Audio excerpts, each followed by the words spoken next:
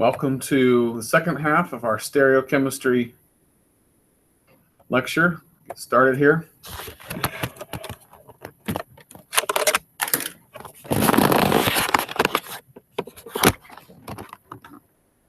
Set up.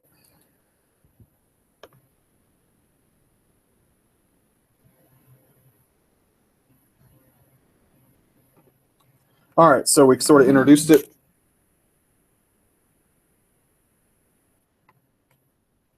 Prior, and now we're going to kind of get into the nuts and bolts of how we assign stereochemistry and into some more detail. So 5.6 is labeling stereocenters, R or S. We introduced this with last time,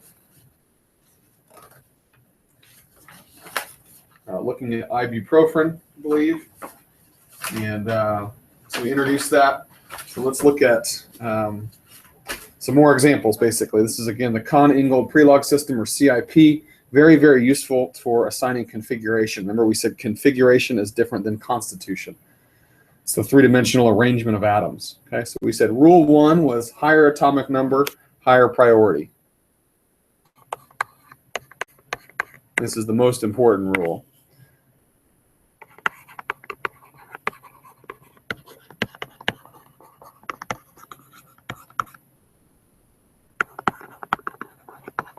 Higher priority.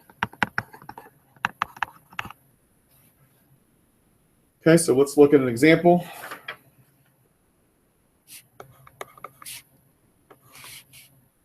Here I draw a molecule, a carbon with 4 different atoms, but we have not, it's undefined stereochemistry. Okay, that's a Lewis structure.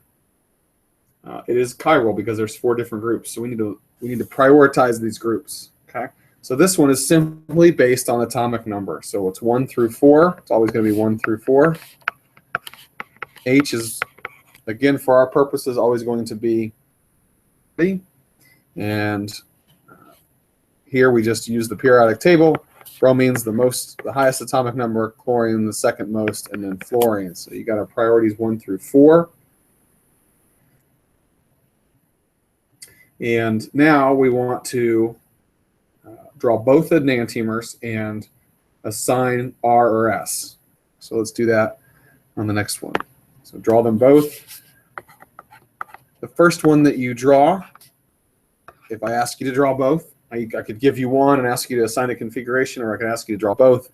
The first one, you have a lot of freedom as to how you draw it. There's some boundaries. You need to have your wedges and dashes be adjacent to each other and things like that. But you can draw it like this. If we assign our priorities 1, 2, 3, and 4, we see that. Here's our mirror plane.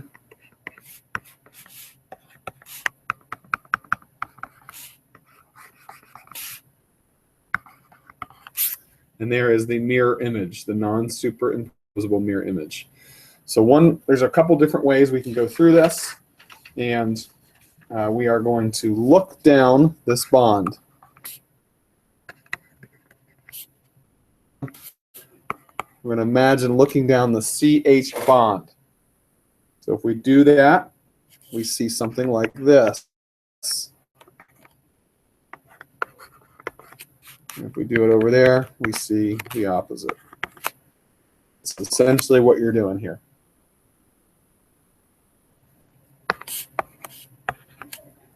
We connect our 1, 2, and 3, and we look at it at 12 o'clock, so to speak, on the clock.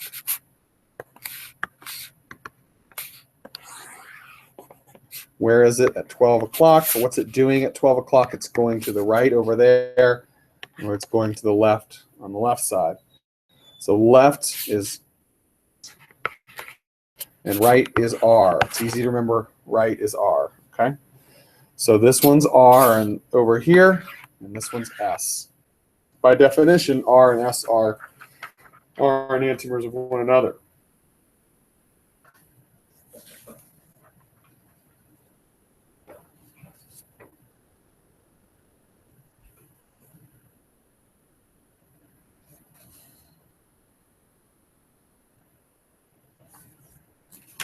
All right, let's do another example.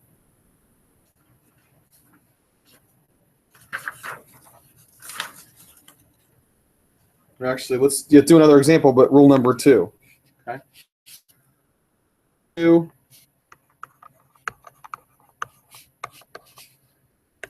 Asks a question, same atom,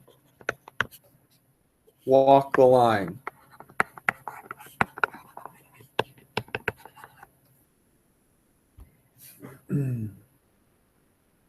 So let's look at this example.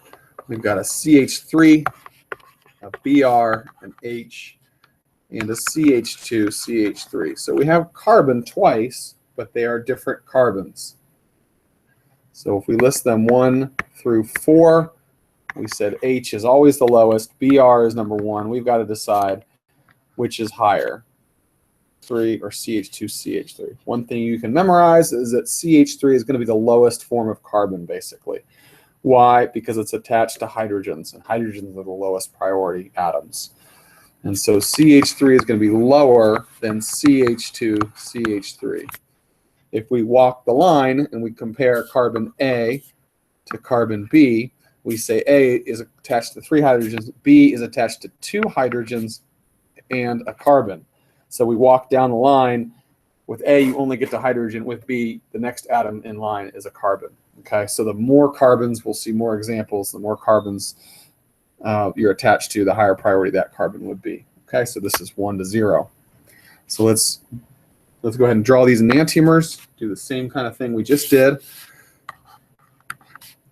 Again, there's some freedom here of how we draw the first one, but then you have to draw the enantiomer of the second. There's 1.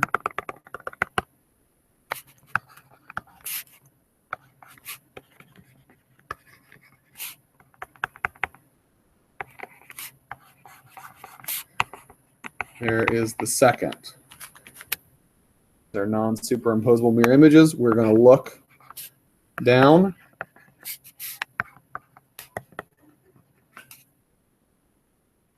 What do we see when we look down? We see this.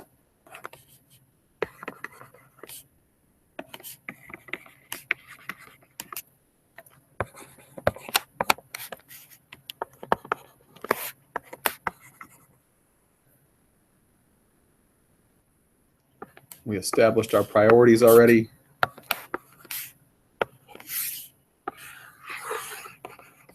R, S. Got R and S. Now you notice I put the H in the back every time. Whenever you draw something, put the H in the back, okay? And that's going to help you a lot. It's going to help you have your lowest priority group in the back so that you can use this, these tricks that I'm going to sort of teach you, okay? We're going to go over some cases when H is not in the back, okay?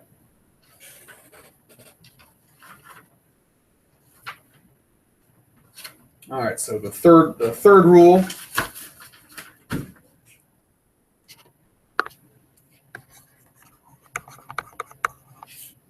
Multiple bonds, question mark. Unpack them. What do we mean by that? Let's look at an example.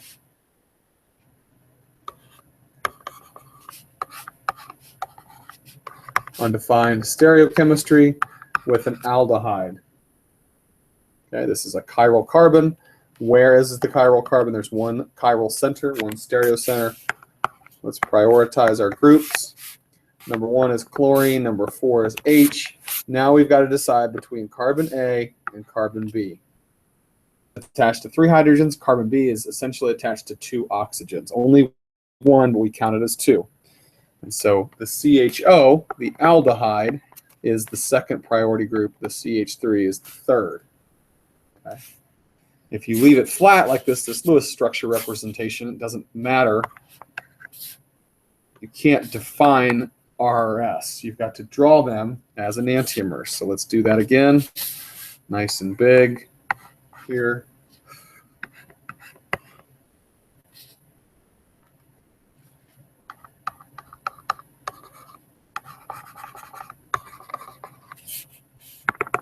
mirror plane. I'm drawing the aldehyde differently for a reason. Emphasize a point.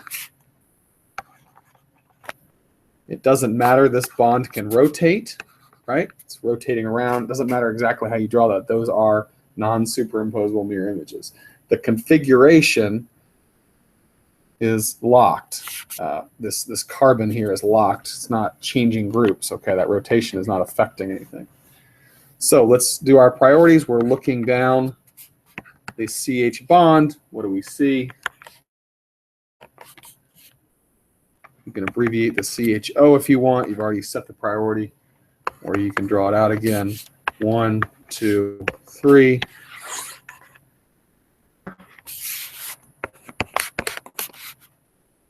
draw it out over this way now. Doesn't matter. 1, 2, 3. Got S. R and S. Okay.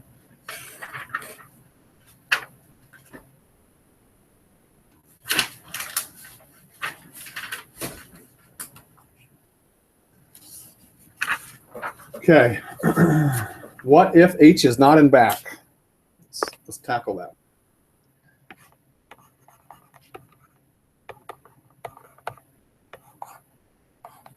Okay, we got this molecule. The H is now in front. Let's do our priority rules. 1, 2, and 3, and 4. To a propyl group over a methyl group, right? There's more carbons. You walk the line. We're invoking rule number 2, rule number 1 and rule number 2. We're invoking rule number 2 to distinguish between 2 and 3. Okay. But we can debate this every time. How should I teach this? I could teach you one trick, or I can teach you several tricks. Or they're not tricks, they're just different ways to approach this problem. Okay.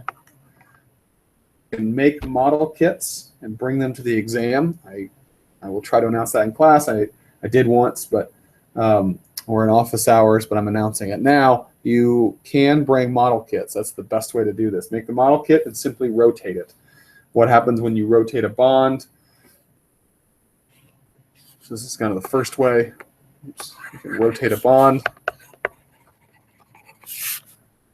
And you get the fluoride is essentially taking the place of the methyl. It's not taking the place. You're not switching groups here. We're going to do that. You're rotating a bond. Okay, you're essentially rotating that bond. And you have the same priority groups, 1, 2, 3. Okay. Now you can look down that bond. If you imagine looking down that bond, you come up with 1, 2, 3, and it's S. Okay. So let's see if we get S on these multiple ways. So you can simply rotate the bond. That's probably the best way, but people get confused. Okay. That's possibility A, rotation. Okay. B, you can simply look down the bond. You have to use your imagination a little bit and look from the back. So you're kind of looking from back here, look down the bond. What do you see? You'd see something like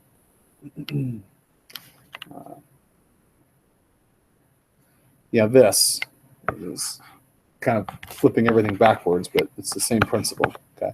Here, the other thing is you can just flip it around in space. Okay. Back. So we'll go over that way too. But if you do this, you get 1, 2, 3, and what do you see? S. Okay. So we're getting S multiple times. Possibility C is tumble 180 degrees.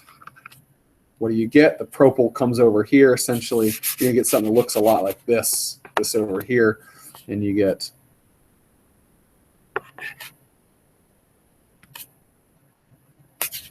sorry, scratch that. You flipped everything 180 degrees, so what do you have? You have the fluorine is out now. The H is back. 1, 2, 3. That's S as well. Okay, so if you're kind of following along, it's just different ways to look at this. Okay, you can also switch the groups and then invert. Okay, this is another form of that. Okay, and so that's switch groups.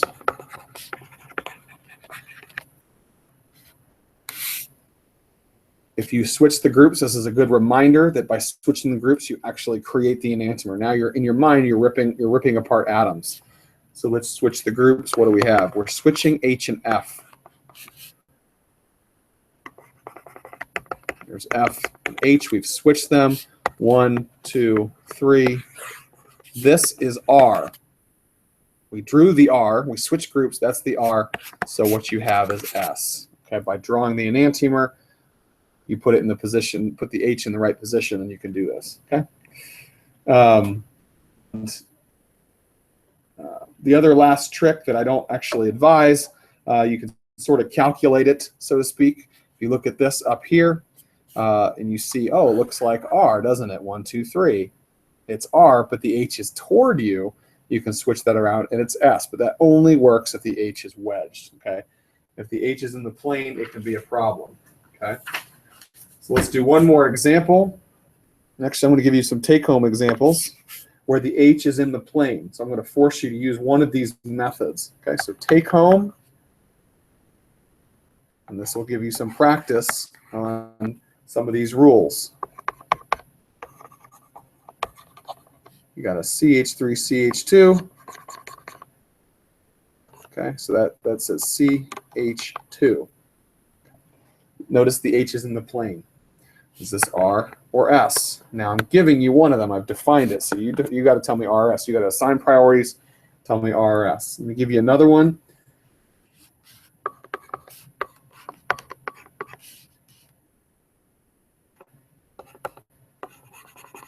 I'm going to give you a couple letters. I'm going to define these. Okay. What if H is not in the back? It's going to give you more practice with this. Now I'm going to define here that what T and D are. We'll see D a lot. D equals deuterium. Both of these are isotopes of hydrogen. This is tritium. Deuterium has an extra proton. I'm sorry, I said extra proton. Extra neutron. Okay, tritium has neutrons. Okay, so I'm going to give you the priorities here. 1, 4 still, and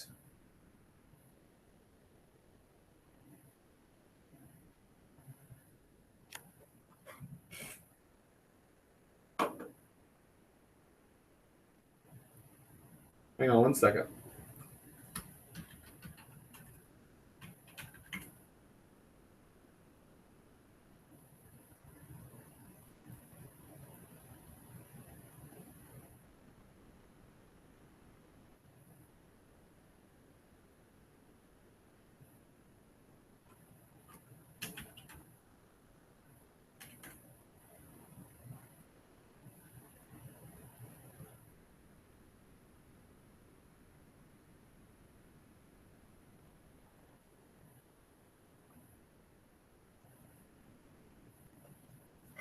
Yeah, sorry about that. Just took me a second. So 1 and 4, and then deuterium is your third, and tritium is your fourth. It's got 2 extra neutrons. Okay, so I've given you 1 through 4. The main point of this is the exercise of the H being in the plane. Okay. Sorry, I just was distracted. 1, 2. I don't know why I put that as tritium is 2. Okay. Hydrogen is 4, so let me just list them here. Fluorine is 1. Tritium is 2. Deuterium is 3. Hydrogen is 4. Okay, so that's your priorities. I want you to practice with the H in the plane and doing some of these manipulations. All right, so work through those. And that also serves a purpose of introducing deuterium more than tritium. We're going to see deuterium a little bit later. All right.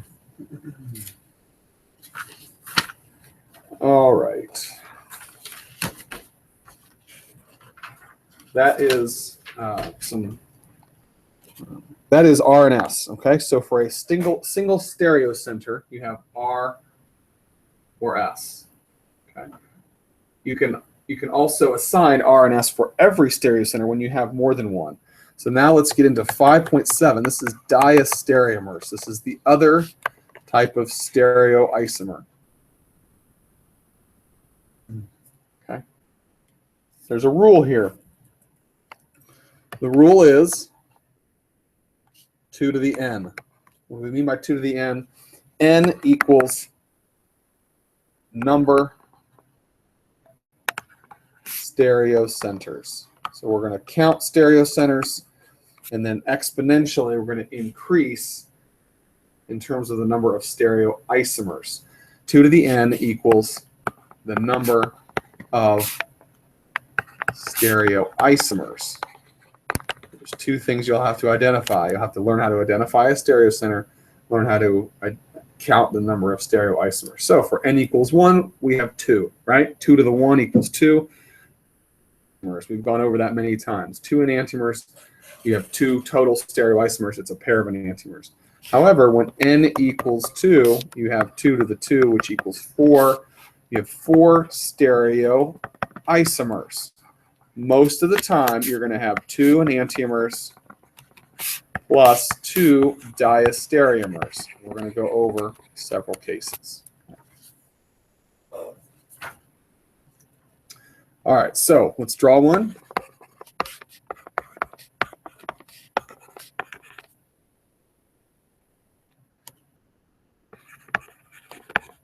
Okay. We have 2 stereocenters. Let's star them. So we have 4 possible stereoisomers. Okay, I want you to stress that. It's possible. It's maximum. We're going to go over an exception to this. Okay. So let's draw out a few of these. Let's draw out all 4. Okay.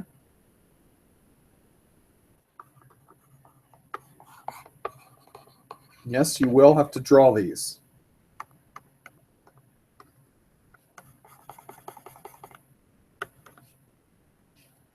The way I'm drawing them is the best way to draw them. People always want to ask about a different way. You should draw them this way.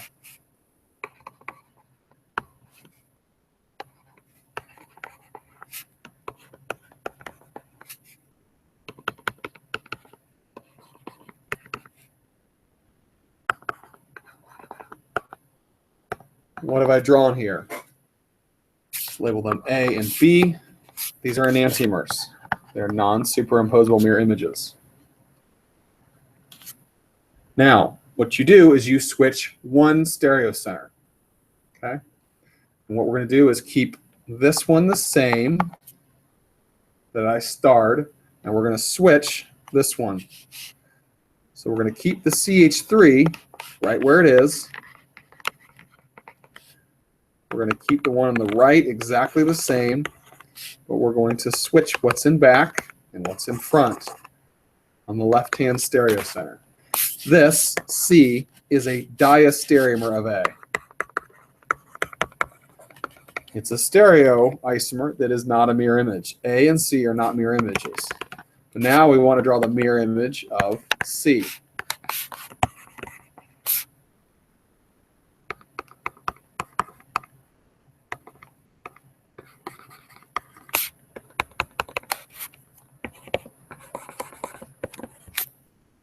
Notice that C and D are mirror images. They're enantiomers. D is a diastereomer. C is a diastereomer of A and B. D is a diastereomer of A and B as well. And the same is true of A and B. They are diastereomers of C and D. Two pairs of enantiomers. There's one pair and another pair. Those are enantiomers. Homework or take home, label R and S for every stereocenter. You may be asked to do this. Okay, you need to label R and S. Excuse me, sorry about that. All right, let's go over meso compounds. Okay, this is the exception to the 2 to the n rule. Okay. Meso compounds, meso means between, I believe, and it means that there is an internal plane of symmetry. They are achiral compounds that appear to be chiral. Okay, so we ask the question here, how many stereocenters? This molecule looks very similar to the one we just drew. how many stereoisomers? We would say 4 maximum, 4 possible. Let's start drawing them.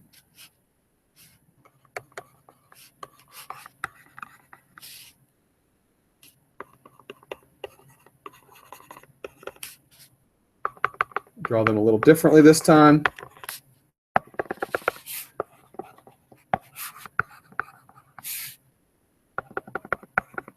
For purpose. These are enantiomers. Okay, you cannot superimpose them. Build model kits of both. Try to lay them on top of each other. Okay, we're going to switch only this one. So let's draw that.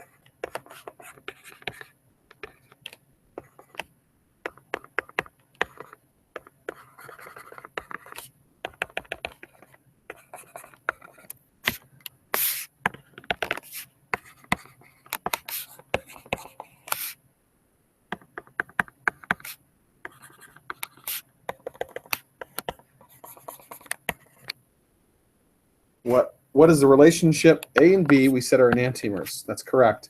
C and D, what's the relationship? They are exactly the same. Enantiomers. If you label them enantiomers as enantiomers, you'll lose points. They are not correct. Okay?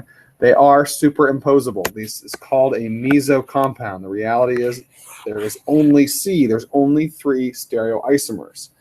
There's A and B enantiomers. There's C, which is a diastereomer. D does not exist in any meaningful way.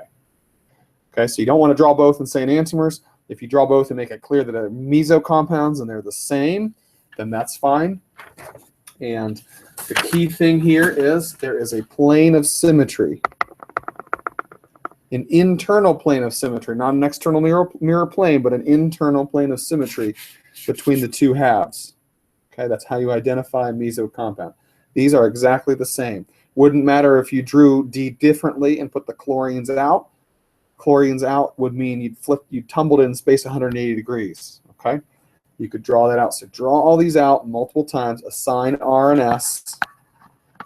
Convince yourself of this. Go through the book. Okay, there's only 3 stereoisomers, and that's a meso compound. Okay, it's a very, very important point. So I'm going to give you a couple sort of take-home assignments, okay, to practice this.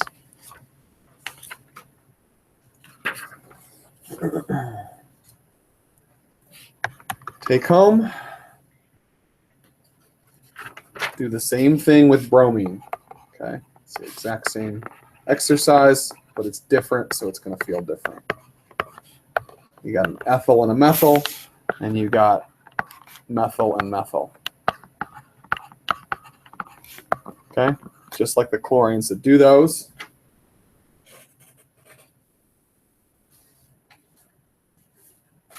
And then do the exact same thing with alcohols, OHs. Okay, I just want you to practice. If it gets to the point where it's repetitive, good.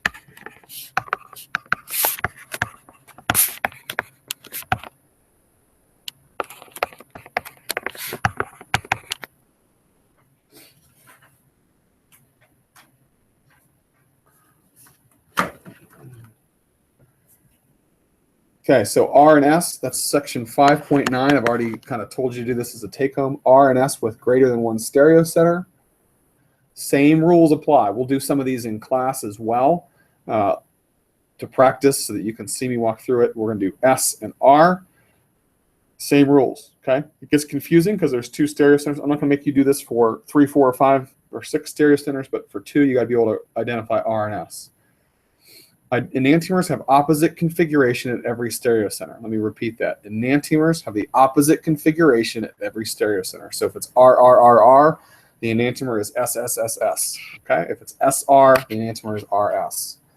So work through those problems that I gave you. Do R and S for all of them. That'll be a lot of practice, and work through the book. Let's look at cycloalkanes 5.10. Disubstituted cycloalkanes. For rings, we're going to do something. Here's a dichloride on a ring. There's 2 possible. There's 2 stereocenters, so there's maximum of 4 stereoisomers. Draw everything out. That is how you're going to learn this. Okay. What we can do is, I think it's easier to leave off the hydrogens. You're welcome to do this. Rings. Okay, we'll do it later for acyclics. I think you should do the acyclics the way I drew them, but for cyclics, the H has to be there, right? There's 4 bonds to carbon. It's implied. Let's draw at least 4 and analyze them.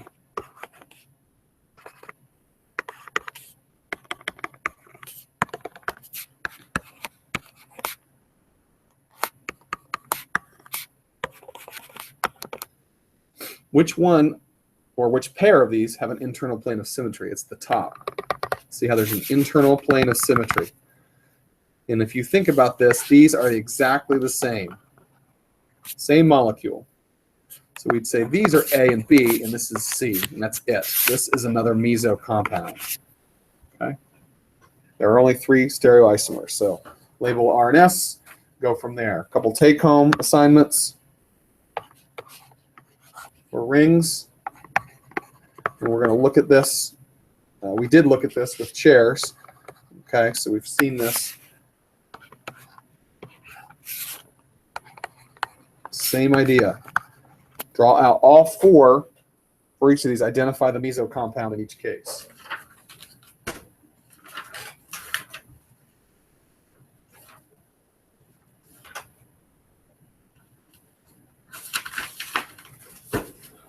Another set of take-home.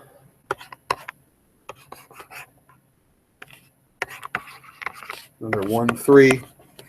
Draw that one out. Take home this 1, 4. And draw that out.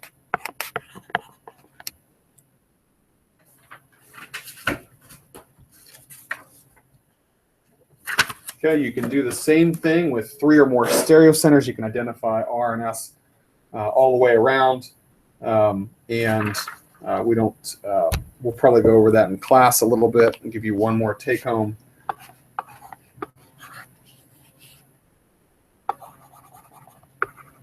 Again, implied hydrogens all around. I'm going to give you 4 molecules.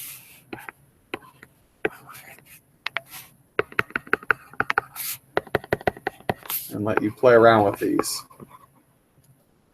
A, B,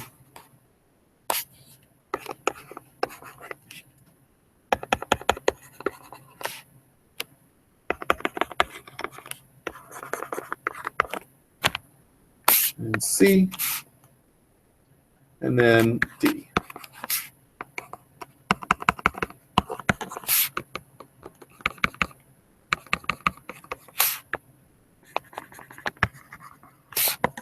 Assign R or S for every stereocenter. So identify stereocenters, assign R and S, and then think about the relationships of A, B, C, and D.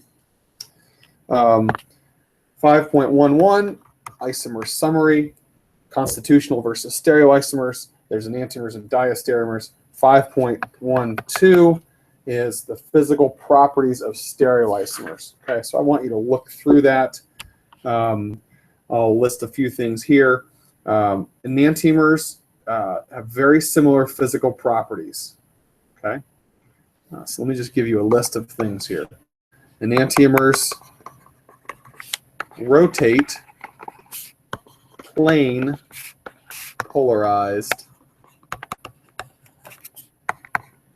light in opposite direction. Again, I'm not going to make you list all this out. There may be problems where you have to think through this. This is called optical activity. It's a way to distinguish enantiomers. Other than this one and number 2, enantiomers have essentially the identical properties, same melting point, same boiling point, etc. But they interact with chiral non-racemic. We'll tell you what racemic is in a second. I've said it before, but chiral non-racemic reagents or enzymes, things like that, differently. This makes sense. Enantiomers are different 3-dimensional structure. They're going to interact with 3-dimensional things differently. A racemic mixture is a 50-50 mix.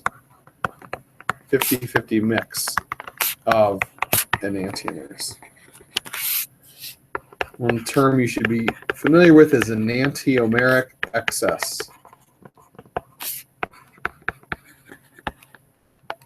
Not a 50-50 mix. 50-50 is an enantiomeric excess of 0. Neither is an excess. It's a very simple calculation. 60% EE equals 80 of A minus 20 of B. You have an 80 to 20 ratio. You have a 60% EE. It's just a terminology that we use in organic chemistry. So if I give you 80 to 20, you should be able to calculate EE, an enantiomeric excess. If I give you an enantiomeric excess, you should be able to calculate a ratio. Okay, so it's just an 80 to 20 mix of R and S, or S to R, or whatever. Okay, so you should be able to convert EE to ER, that's the ratio, back and forth. Okay. Diastereomers have very different physical properties. Okay, different melting points, different boiling points, etc. Okay.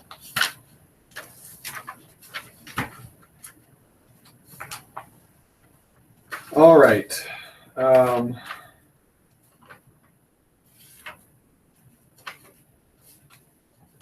All right, I'll save some stuff for class so we have some examples to go through, and we will, this is enough for the lecture. We'll stop there, and that wraps up chapter 5.